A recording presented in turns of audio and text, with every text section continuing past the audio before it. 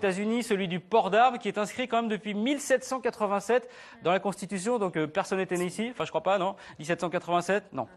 Aujourd'hui, il y a 200 millions d'armes à feu qui sont détenues par des particuliers aux États-Unis, et il y a quand même 312 millions d'Américains. C'est-à-dire qu'en gros, il y a quasiment 2 Américains sur 3 qui ont un flingue à la maison. C'est assez flippant, surtout quand on voit la gueule de certains Américains dans le documentaire, on se dit, pourvu qu'il y ait un cran de sécurité. Barack Obama a décidé de prendre le problème à bras-le-corps depuis la tuerie de Newton qui avait fait 26 morts dont 20 enfants. Alors Emery, aujourd'hui, les réseaux sociaux jouent un rôle quand même fondamental dans ces tueries, dans ces fusillades. Il y a eu 2 choses. D'abord, il y a la tuerie dont on a parlé dans le sujet avec cette fameuse Amanda qui a dit surtout ne venez pas. Et d'ailleurs, ce qui était intéressant, c'est que CNN lui a envoyé un message en lui disant mais est-ce que vous pouvez nous faire une photo? Et elle a répondu je préfère sauver ma vie plutôt que vous faire une photo. Oui, tant qu'à faire. C'est du bon sens. Mais en fait, il y a eu une petite tuerie il n'y a pas très longtemps qui a eu lieu, comme vous le disiez, au mois de décembre. Et puis juste derrière, il y a un journal qui s'appelle le Journal News, qui est une filiale de USA Today, qui a publié les 33 000 détenteurs d'armes à feu autour de New York.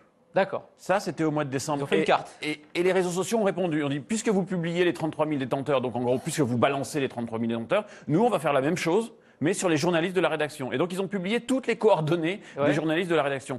Alors, ça montre qu'il y a un vrai problème aux États-Unis autour du port d'armes. Il y a, on va en parler, j'imagine, dans pas longtemps, la NRA qui a sorti une vidéo la semaine dernière. Qui sont les pro-port d'armes. Qui sont les pro-port d'armes. Et en revanche, les gens sur les réseaux sociaux sont plutôt contre. Donc, il y a une espèce de bataille entre une institution très sérieuse qui est la NRA, qui porte les valeurs qu'elle porte, et à côté les gens qui disent mais il faudrait peut-être arrêter. Si on sort des États-Unis, là c'est encore plus simple, tout le monde est contre. En France, c'est je sais pas 90-99% des gens qui sont aux États-Unis, c'est quand même culturel, je veux dire ils sont arrivés, c'est le Far West, absolument. C'est ancré, c'est une défense de la liberté. Oui, il y a un lobby ultra puissant. C'est une défense de la liberté. Et c'est vraiment dans leur ADN parce que l'une des meilleures ventes de 2012, c'est un bouquin qui s'appelle Ces pubs que vous ne verrez plus jamais. Et dedans, il y a au moins 20 pages sur les pubs américaines des années 60 où on dit votre fils a 7 ans, il est temps de lui offrir une Winchester. Ils sont conditionnés de publicité comme ça. Ça m'a vraiment frappé. Sauf que chez nous, à 7 ans, la Winchester est en plastique, alors que là-bas, c'est une vraie. C'est une vraie. Même nous, on a du mal à imaginer un Texan sans armes, quoi, en fait. Il y a une question qui se pose parce qu'évidemment, le journal dont je parlais tout à l'heure, Journal News, est quand même, ce sont des gens qui réfléchissent, donc ils se disent, mais est-ce que finalement, si on crée quelque chose, un sujet sur les ports d'armes, est-ce qu'on va pas générer du trafic? Eh bien, si, ils ont fait plus 1 million de visiteurs uniques pour pouvoir justement. Mais est-ce que les réseaux ne banalisent pas finalement ces fusillades? Parce que finalement, aujourd'hui, même les comportements, on voit, au lieu d'appeler la police, on tweet ou on voit sur Facebook pour dire, il y a une fusillade, cachez-vous. C'est sympa. Enfin, c'est quand même un réflexe bizarre. C'est un réflexe de notre époque. C'est-à-dire qu'effectivement, c'est peut-être plus facile, ça fait moins de bruit, on n'est pas obligé de téléphoner, d'être entendu par Pierre-Paul Jacques qui passera à côté avec une arme à feu pour nous descendre. On peut très bien tweeter et dire que faites attention, restez chez vous. Ça va plus vite. Et la preuve, CNN a tout de suite répondu. Donc c'est peut-être le nouveau téléphone rouge. Mais après décembre, la vente des armes a augmenté aux États-Unis. Donc justement, c'est le gros problème pour Obama. On parlait de cette NRA, la National Rifle Association. C'est elle qui milite pour le port d'armes. Sa philosophie, en gros, se résume en une ligne. Écoutez bien, Norbert, le seul moyen d'arrêter un méchant avec une arme, c'est un gentil avec une arme. Ça a le mérite d'être clair.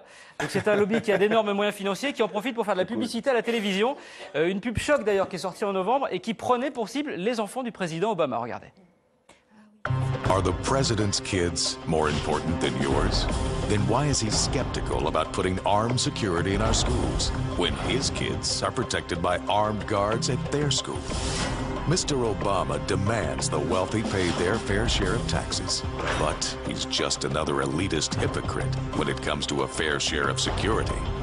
Protection for their kids and gun-free zones for ours. Donc ça, c'est une pub qui est sortie dans la foulée de la tuerie de Newton au mois de décembre, qui est quand même assez violente. Et ils ont également sorti une application, et là, ça commence à être du n'importe quoi. Et dans cette application, il y a effectivement le fait de montrer les lois qui autorisent, etc. Mais il y a aussi un jeu à l'intérieur. Eh bien, figurez-vous, regardez, paf, toc. Laura, je nous ai retrouvé cette application. Oui, qui est sortie il y a une petite semaine. Absolument. Et qui est une catastrophe. Puisque c'est la NRA qui publie cette application pour vous apprendre à maîtriser... C'est pour les smartphones, hein? C'est pour les smartphones, pour vous apprendre à maîtriser une arme de guerre. Apprendre à tirer. Ça s'appelle, et pas uniquement, ça s'appelle Practice Range, mais aussi pour vous donner des conseils, pour vous dire comment la manipuler. Alors, soit vous avez le choix fusil d'assaut ou arme. Et Et vous avez même, Norbert, si vous voulez essayer, j'ai téléchargé l'application. Oui. Alors ça sert à rien, elle est gratuite. Si vous voulez avoir plus d'armes, il faut payer davantage. Moi, j'aurais fait une application comment savoir bouffer, quoi, à la rigueur. Mais avec un fusil, c'est chaud. C'est leur suggérer. Mais c'est assez inquiétant. Et chez eux, ça leur paraît normal. Il y a eu énormément de téléchargements de cette application.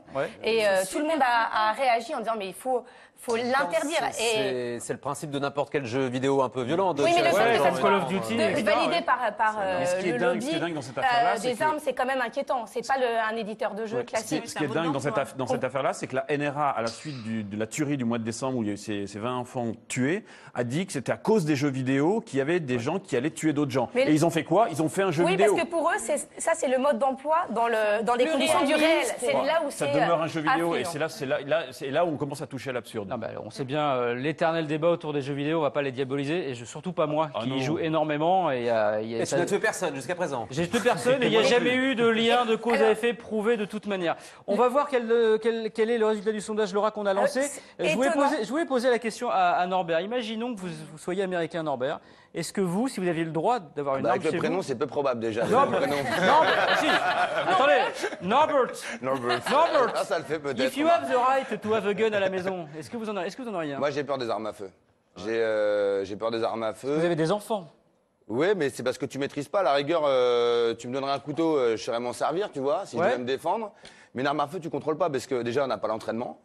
Donc tu vas tirer, ton bras il va partir ou l'épaule, tu vas tirer n'importe où. Mais c'est un côté dissuasif, je sais pas, moi je me dis si je me fais cambrioler en pleine nuit, je pense que j'aimerais avoir une arme dans la table de... Le côté dissuasif, c'est pas vrai, parce qu'imagine-toi que le mec en face de toi, il a un pétard aussi. Ouais.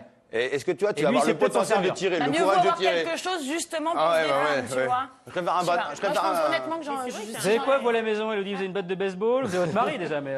J'ai eu une bombe lacrymo, mais sinon j'ai un mari, ouais. Moi j'ai ma belle-mère, c'est bien, moi j'ai ma belle-mère, ça me dit... Ça, la belle-mère, ce qui est bien, c'est que la belle-mère, ça fait aussi épouvantail, ça peut repousser les oiseaux, ça c'est pratique. Florian, il y a 46% des internautes interrogés qui sont de l'avis d'Elodie. 46%. C'est quand même énorme. C'est énorme. Ça veut dire qu'en gros, en France, si on avait le droit d'avoir un flingue à la maison, il y a la moitié des gens qui en auraient.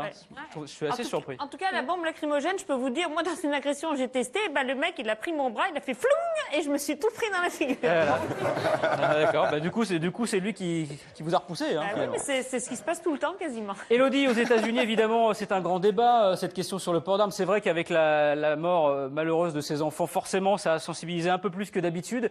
Et donc, il y a beaucoup de people qui se sont mobilisés, comme souvent derrière le président Obama, des stars internationales, pour que la loi évolue un peu. Il faut dire que c'est compliqué, c'est un vrai gros lobby aux États-Unis. On ne parle pas de criminels, c'est des gens dont l'opinion est...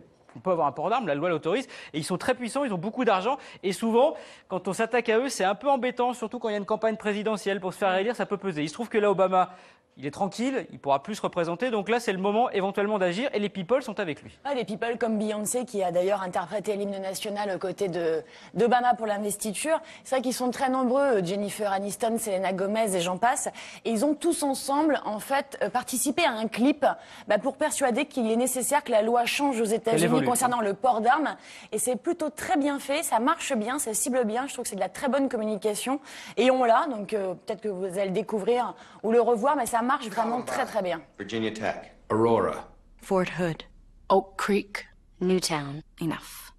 Demand a plan. Right now. As a mom. As a dad. As a friend.